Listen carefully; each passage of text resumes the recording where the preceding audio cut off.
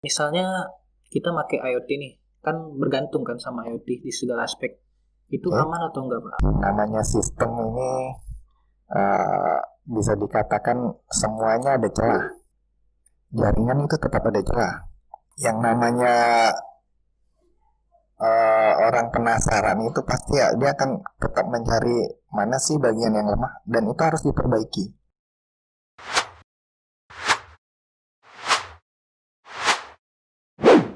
Selamat pagi Pak Hafiz. Selamat pagi. Terima kasih sudah mau hadir di ngos-ngosan ngobrol santai. Oke. Jadi pada pagi hari ini saya mengundang Pak Hafiz untuk membicarakan soal implementasi IoT dalam menjadikan Pontianak kota cerdas. Oke. Tapi pertama-tama saya tanya dulu Pak, gimana kabarnya Pak? Alhamdulillah sehat ya. Sehat. Saya harap juga panitia yang ada di sini juga sehat-sehat semuanya. Iya, betul Pak. Jadi gimana rasanya Pak jadi bintang tamu pertama di ngos-ngosan?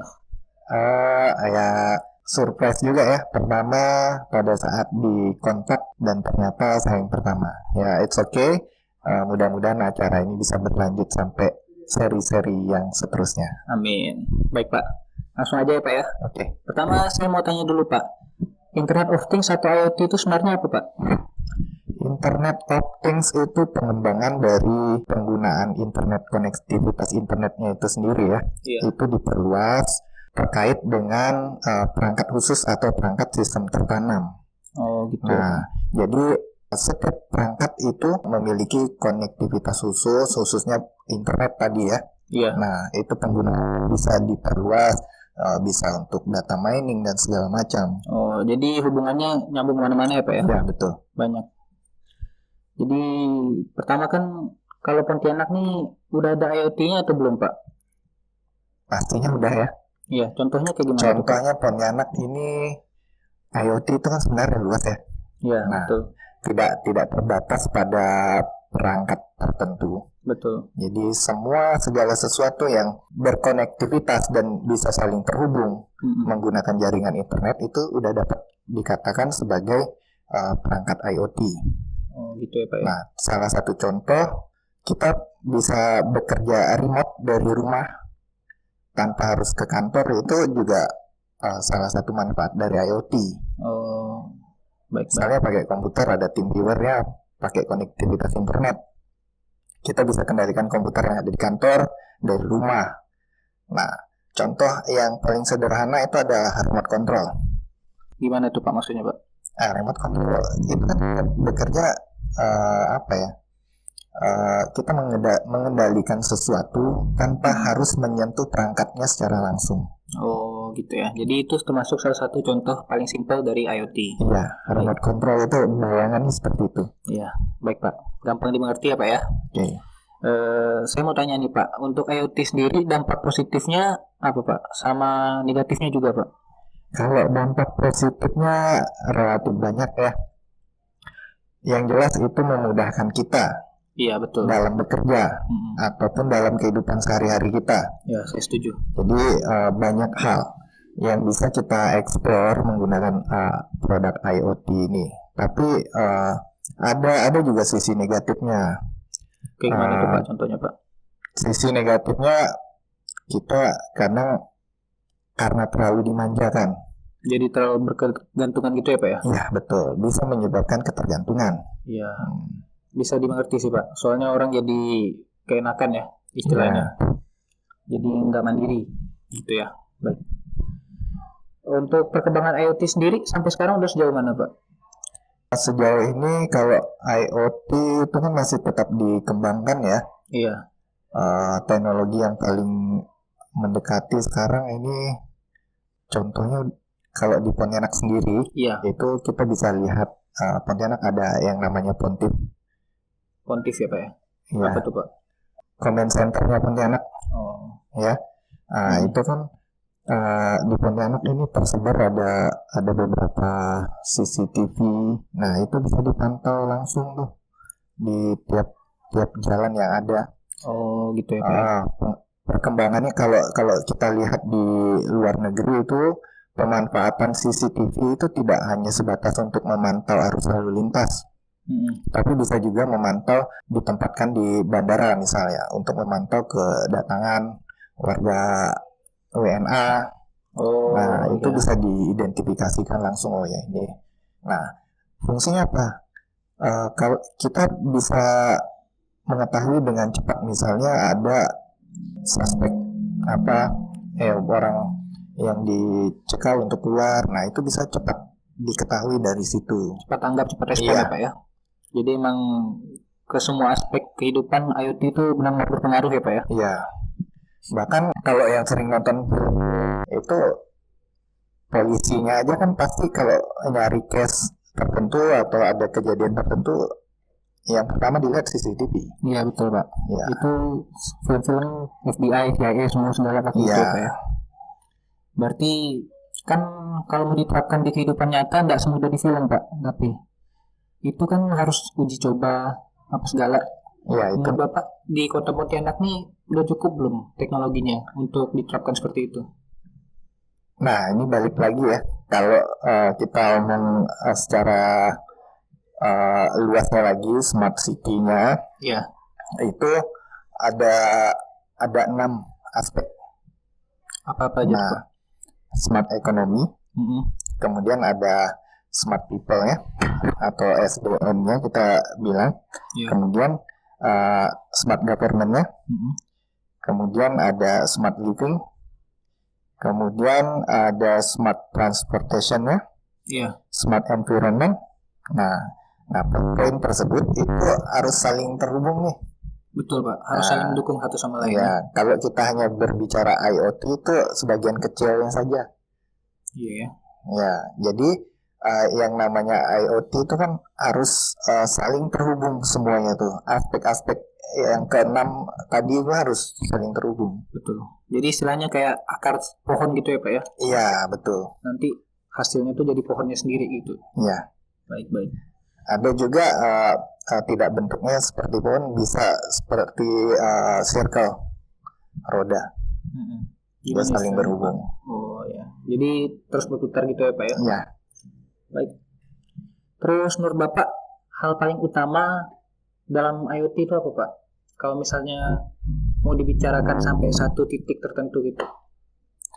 Kalau kita berbicara IoT itu rasanya tidak lengkap kalau kita tidak berbicara mengenai embedded systemnya atau perangkatnya. Sistem tertanam gitu ya Pak ya? Iya. Gimana tuh Pak? Bisa jelasin? Nah, kalau yang namanya sistem tertanam itu kan perangkat yang dibuat secara khusus untuk tujuan tertentu. Iya. Nah, konektivitasnya baru kita pakai IoT itu, Internet of Things-nya, untuk menambang apa? Nah, kalau kita berbicara untuk menambang, misalnya nambang data atau kita menempatkan alat seismograf lah istilahnya. Iya. Nah, itu kan perlu konektivitas. Nah, harus menggunakan koneksi tertentu misalnya. Kalau jauh bisa kita manfaatkan teknologi IoT tadi, penggunaan internet untuk narik data yang ditempatkan pada tempat tertentu menggunakan sensor tertentu untuk narik data tersebut. Oh, gitu ya Pak ya? Ya, jadi perangkatnya yang ada sensor tadi, sensor entah itu sensor gerak atau apa. Nah, dari hasil itu dikirimkan datanya lewat internet tadi. Jadi perluasan penggunaan internet. Oh, bisa dimengerti sih Pak. Sebenarnya kalau dilihat lagi di semua tempat di Pontianak sebenarnya aspek-aspek kecilnya udah ada IoT. Iya. Cuman untuk perkembangannya saya rasa masih kurang ya Pak ya. Kalau di Pontianak mungkin udah tercover ya. Palinglah ada beberapa saja spot yang tidak terjangkau oleh internet. Iya sih. Tapi maksudnya kayak penerapan langsungnya yang bisa dilihat di dunia nyata gitu, yang berguna maksudnya Pak bagi masyarakat. Contohnya kayak misalnya kita stop di lampu merah nih kan, terus ada kamera di lampu merahnya kayak lihat kita udah berhenti sebelum garis, mentaati peraturan atau belum gitu kan, termasuk IoT itu Pak. Ada pengawasnya. Saya rasa itu lebih ke arah ini ya, perangkat sistem tertanamnya. Kalau IoT itu hanya konektivitas saja. Jadi konektivitasnya aja. Iya. Berarti yang masih kurang di Pontianak sistem tertanamnya maksud Bapak? Perangkat-perangkatnya yang dibuat secara khusus untuk tujuan tertentu tadi. Apa sih yang mau dikembangkan di Pontianak nih? Gitu ya Pak ya? Iya, konektivitasnya tetap pakai internet tadi kan. Betul. Nah, salah satu contoh, misalnya tadi di lampu merah, mungkin di Gajah Mada tuh yang sering tuh, kalau kita lewat garis tuh bisa mundur kan. Iya betul. Nah, itu bisa dibuat secara otomatis. Oh bisa otomatis Pak? Bisa. Nggak perlu ada orangnya gitu? Ya, jadi ketika seseorang melanggar line tersebut, itu bisa kita beri alarm atau voice record suara saja. Iya, ya. Yang memberitahukan bahwa harap dimundur dari garis tersebut misalnya, atau dia harus belok ke kiri misalnya, ambil jalur yang boleh dilalui ya. Iya betul. Nah, nggak boleh sembarangan ya Pak. Ya. Ngomong-ngomong soal keamanan nih Pak, saya mau tanya, kalau misalnya kita pakai IoT nih, kan bergantung kan sama IoT di segala aspek, itu aman atau enggak Pak? Namanya sistem ini bisa dikatakan semuanya ada celah. Jaringan itu tetap ada celah. Yang namanya orang penasaran itu pasti ya, dia akan tetap mencari mana sih bagian yang lemah, dan itu harus diperbaiki.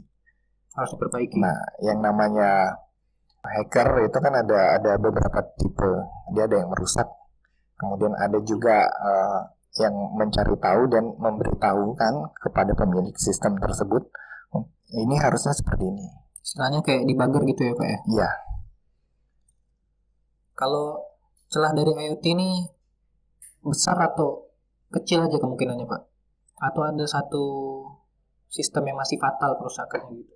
Jadi bagaimana cara mereka inilah untuk mengetahui celah mereka dan segera menambal celah tersebut. Gitu sehingga ya? Apa? Orang tidak sempat untuk memasuki sistem mereka. Jadi kan kadang ada orang yang suka coba-coba injek SQL atau segala macam ke dalam sistem mereka, atau ada yang nyari port-port tertentu yang tidak ditutup misalnya, dan itu bisa berakibat fatal terhadap jaringan tertentu. Bisa saja diserang sehingga servernya down. Iya. Nah, hal-hal seperti inilah yang harus diantisipasi. Bisa dilihat sih Pak, kenapa orang jadi bergantung sama IoT ya. Soalnya emang segala aspek tuh nyangkut ke situ. Ya. Termasuk perkuliahan, pekerjaan juga, semuanya ujung-ujungnya ke sana lagi. Nah, ini terkait dengan pandemi ini, kita memang diwajibkan ya untuk bekerja dari rumah. Iya. Jadi segala sesuatu itu ya kita harus memanfaatkan teknologi internet tadi. Betul. Konektivitas internet. Dan kita sangat bergantung. Betul. Termasuk di sini ya Pak ya? Iya betul. Di sini juga perkuliahan udah berlangsung menggunakan sistem IoT itu tadi. Online ya. Jadi semester baru nih, apakah semuanya pasti online Pak, atau ada ketemu di sini juga nanti kita? Ya, saya berharap semoga pandemi berakhir ya, kita bisa melakukan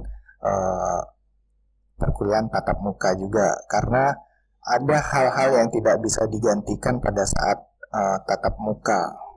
Iya. Kalau online kita tidak bisa lebih jauh menggali kepada perorangan satu persatu, kita tidak bisa mendalami juga, harus melakukan praktek.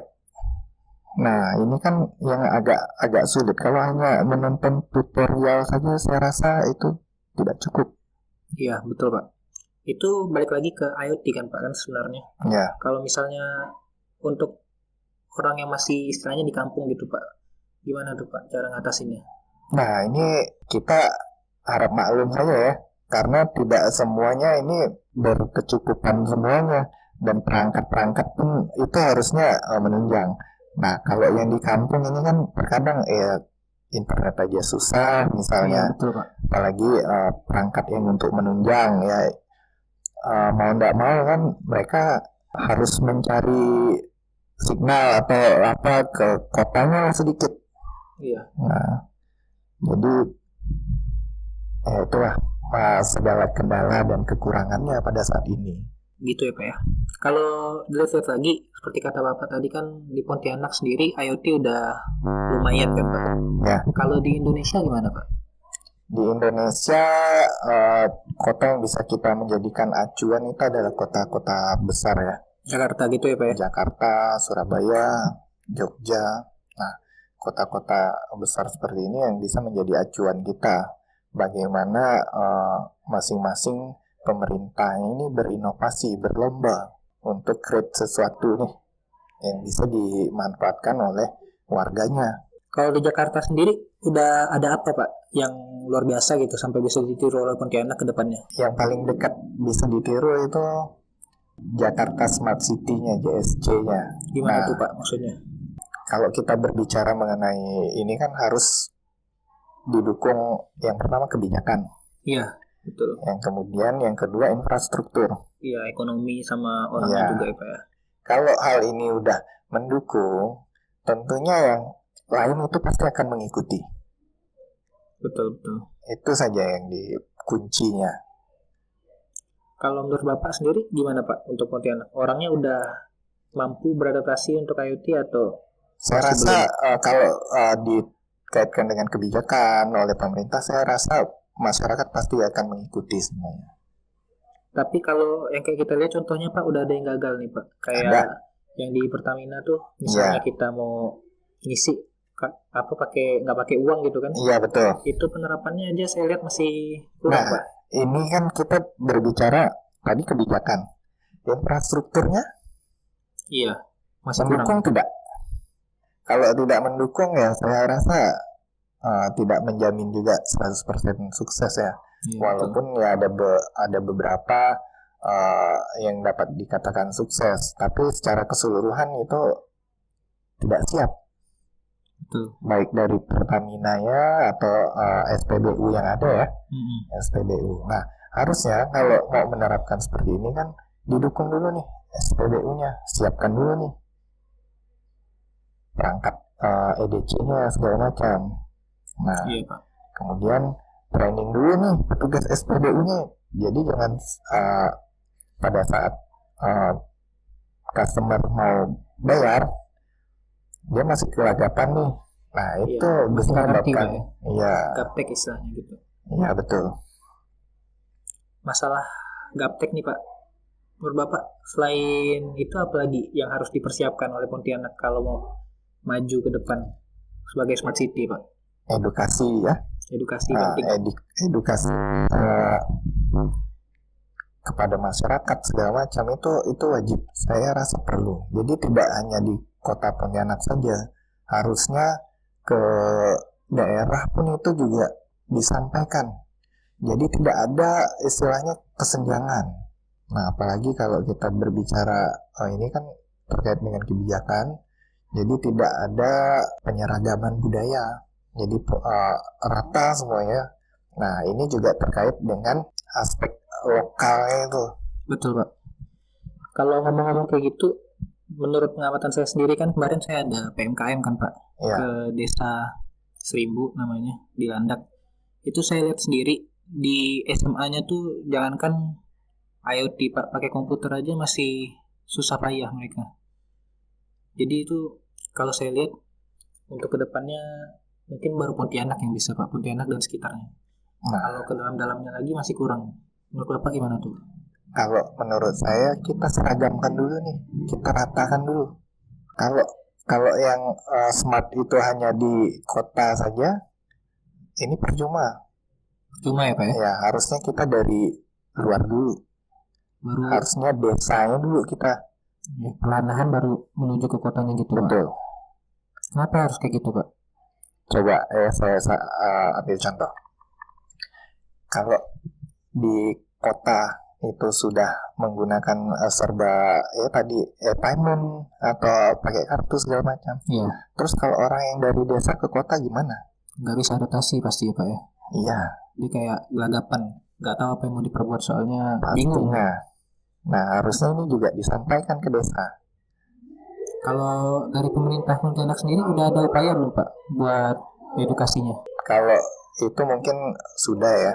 Saya juga terkait dengan kebijakan mungkin salah satu contoh itu satu data. Satu data itu apa tuh Pak? Satu data itu kan kalau di pemerintahan itu ada smart government. Iya. Nah, terkait dengan segala satu layanan. Jadi semua yang berkaitan dengan urusan administrasi segala macam itu difokuskan jadi satu. sumber datanya. Contoh data KTP lah, itu yang punya kan Disdukcapil. Iya betul. Nah, semua kalau mau pakai data KTP segala macam harus izin dulu ke Disdukcapil.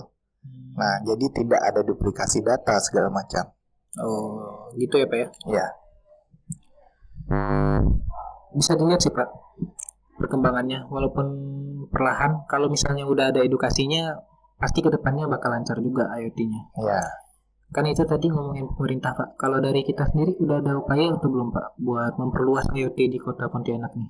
Nah, ini tugas mahasiswa nih, PMKM. PMKM ya Pak ya? Iya, harusnya kalian yang terjun ke masyarakat, mengenalkan masyarakat ini loh, teknologi IoT Ya, ini pasti loh, Pak. teknologi sistem tertanam. Nah, bentuk smart city itu seperti ini. Nah, ini ditularkan. Iya, biar Jadi, menjalar ya Pak ya? Jadi masyarakat itu dia tidak hanya melihat ruang lingkupnya dia saja. Ternyata di luar seperti ini loh. Betul. Biar buka cakrawala Ya, pikiran istilahnya Pak. kata orang tuh open minded. Betul. Buka pikirannya. Nah, dengan terbukanya pikiran kita akan melihat segala sesuatu itu lebih luas lagi. Betul. Nah, ini gambaran dari saya. Iya. Gampang sih Pak, kalau misalnya kami sebagai jurusan informatika, PMKM atau KKN ke tempat tertentu, tapi kan itu pada satu waktu cuma bisa satu tempat Pak. Kalau misalnya mau nunggu angkatan berikutnya PMKM ke tempat lain, perkembangan teknologinya udah terlalu jauh duluan Pak. Jadi gimana tuh cara nanggulanginnya Pak dari kampus sendiri? Harusnya nggak cukup nunggu PMKM saja. Mungkin kalian bisa buat kegiatan di luar seminar PMKM gitu. Oh, atau gitu. bentuk yang lain. Jadi masyarakat pun bisa, oh ini loh efek dari mahasiswa, mereka tidak hanya belajar di lingkungan kampus saja, dan mereka juga mengabdi nih di masyarakat. Mereka membantu masyarakat, tidak hanya melalui PMKM. Nah, jadi di sini interaksi itu akan secara terus-menerus berjalan nih. Jadi istilahnya tidak boleh saja kalau kalian mau fokus pada satu desa, tapi untuk duplikasi itu kan bisa dilakukan ya. Kalian buat seminar atau apa tentang teknologi informasi. Nah, ini agar apa, masyarakat yang lain juga dapat nih ilmunya. Betul Pak. Tidak hanya pada desa tertentu saja yang kalian datangi. Ya. Kan ngomongin masyarakat nih Pak. Saya lihat masyarakat Pontianak sebagian besar sih udah siap ya, menurut kata Bapak tadi kan. Ya. Tapi pada waktunya semua masyarakat udah sampai ke titik tertentu, kan teknologi pasti udah jauh di depan lagi Pak. Jadi gimana tuh Pak? Biar update terus, nggak ketinggalan masyarakat Pontianak nih. Nah, ini yang mau disampaikan juga.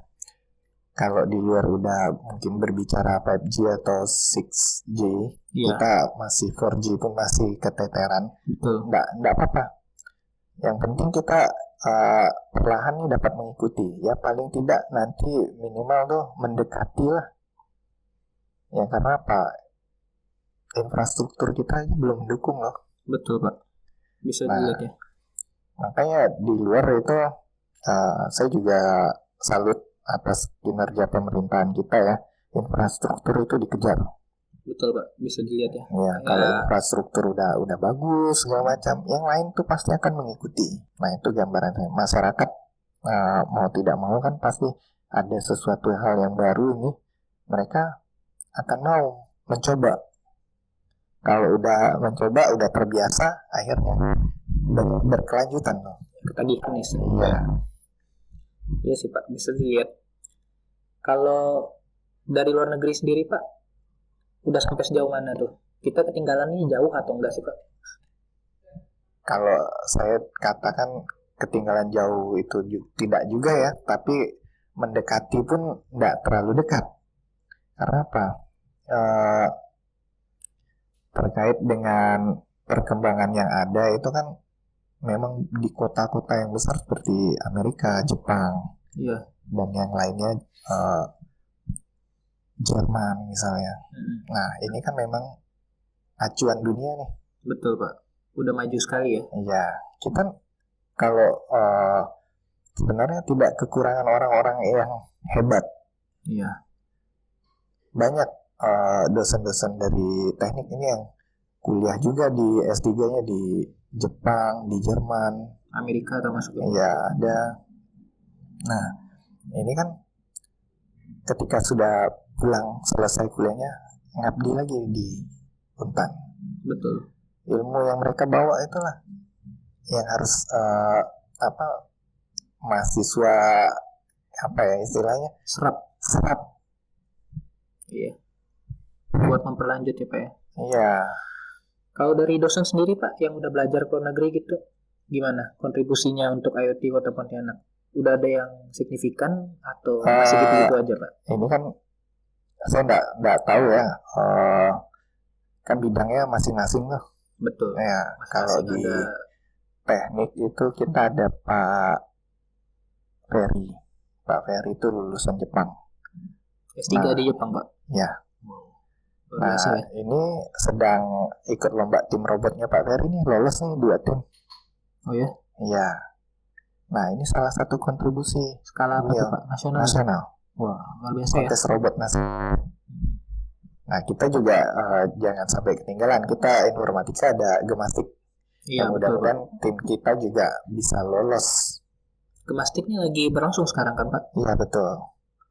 Untuk bidang-bidangnya itu bisa dilihat Gemastik 13 webnya bisa search aja di Google. Kalau kategori IoT ada masuk nggak Pak ke Gemastik? Itu banyak peminatnya Pak? Ada beberapa tim yang udah mendaftar di IoT, ada 3 atau 4 tim yang mendaftar. Kemudian sama di Smart City juga ada beberapa. Oh, Smart City juga kategori Pak? Ada. Jadi yang membedakan IoT sama Smart City kalau di Gemastik itu apa? Kalau IoT itu tadi di awal sudah bilang IoT erat kaitannya dengan embedded systemnya, sistem tertanamnya. Kalau Smart City ini kumpulan dari produk-produk IoT dan smart sistem tertanam ini yang udah bisa diterapkan di suatu kota gitu Pak ya. Diterapkan. Tadi di Smart City ada 6 aspek. Tadi kan ada smart government, smart economy. Ya. Nah, itu terhimpun di situ. Baru dapat kota itu dikatakan Smart City. Oh. Oke. Jadi kan bisa dilihat tuh Pak. Kata Bapak tadi ada 3 atau 4 tim daftar di IoT. Ya. Beberapa juga ada di Smart City. Ketertarikan mahasiswa tuh gimana Pak untuk topik ini? Kebetulan saya juga mengajar mata kuliah embedded system atau sistem tertanam. Iya. Saya juga ada ambil tuh Pak. Nah, ini kan produk yang dihasilkan ini kan sebenarnya membuktikan bahwa kita mampu loh create sesuatu dari nol ya Pak ya? Dari nol. Baik itu kemarin ada beberapa ada yang bikin permodelan sistem lalu lintas, bahkan ada yang bikin tongkat stick yang untuk orang tunanetra. Kemudian ada juga yang bikin inkubator telur yang bisa dipantau menggunakan gadget. Nah, hal-hal yang seperti ini kan istilahnya kita nih mampu untuk berinovasi, menciptakan sesuatu yang bukan hal baru ya, tapi mampu meningkatkan aspek kehidupan ya Pak ya? Iya, aspek gunanya tadi.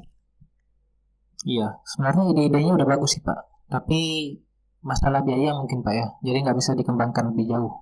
Kalau biaya ya memang yang namanya perangkat sistem tertanamnya relatif agak mahal ya.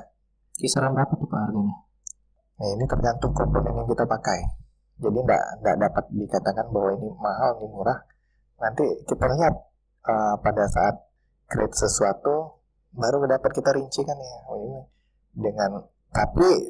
Dengan harga yang sekian, dengan manfaatnya itu kan bisa kita compare lagi mahal atau tidaknya. Iya, betul. Nah, nggak bisa kita katakan ini mahal dari segi perangkatnya, tapi manfaatnya nggak kita lihat. Tapi kalau harganya mahal, manfaatnya sesuai, itu saya rasa tidak ada masalah. Sepadan ya Pak ya? Ya, Ya, keren sih Pak. Kalau dipikir-pikir lagi, IoT konsepnya kan sama Smart City. Cukup penerapan aja yang ditingkatkan di Pontianak dan Indonesia juga biar bisa ngejar negeri-negeri lain. iya. Saya rasa cukup sampai di situ deh Pak. Ada kata-kata yang mau disampaikan nggak Pak ke penonton mengenai IoT, Smart City atau semacamnya? Eh, yang mau saya sampaikan, gunakanlah teknologi itu secara bijak. Jadi ambil sisi positifnya, kita buang sisi negatifnya. Oke, sekian dari saya. Ya, makasih banyak ya Pak ya. Terima kasih sekali lagi udah mau jadi bintang tamu pertama Oke, di ngos-ngosan tadi. Ngobrol-ngobrol santai. Sip lah Pak, makasih banyak ya Pak ya. oke, Sampai ketemu di episode selanjutnya mungkin nanti Bapak oke. jadi bintang tamu lagi. Undang saya lagi ya. Sip.